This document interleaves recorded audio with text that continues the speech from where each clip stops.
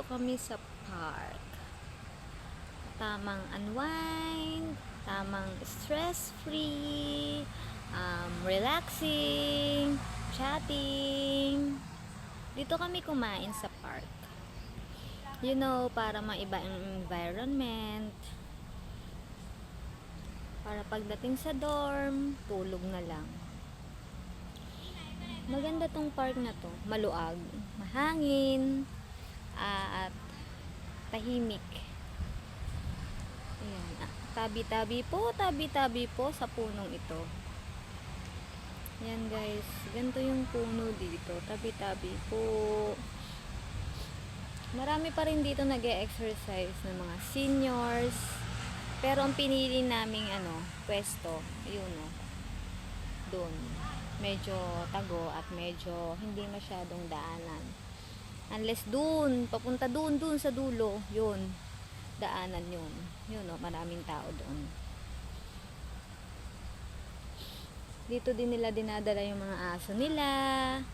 Dito rin kalimitan na gawain talaga nila na exercise dito sa park na to. Grabe, nabusog ako sa kinain namin. Food trip talaga kami. Madilim kasi kaya hindi ko na video mga foods. Ayan.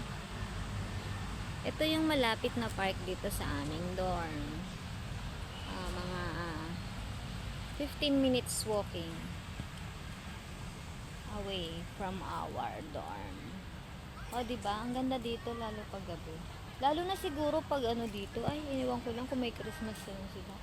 Wala siguro. Wala yata. Christmas lights. Yan ang gaganda ng mga puno. Ang dali mo lang siyang akyatin.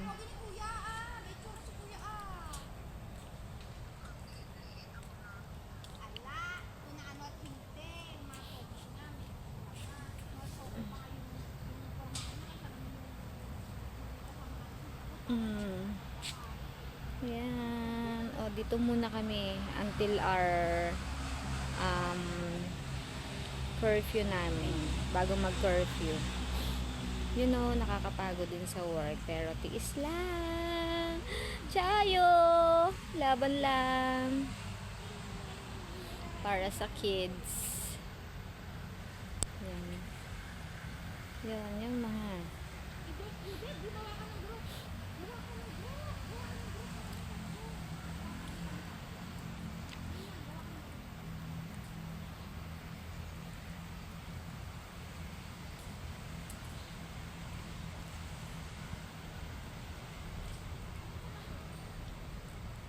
Ayan, natatamad na akong lumakad dun. Actually, malaba pa to, malayo pa to. May mga bike din dito kung gusto nyo mag-bike.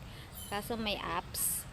Ayoko na mag-apps. Yung isang kasama ko, dapat magbabike kami. Kaso wala akong apps. Magbabike sana kami para matry namin. Ayan. 11 na pala. Time for uuwi na kami. Kaya, bye-bye guys. We will pack our things.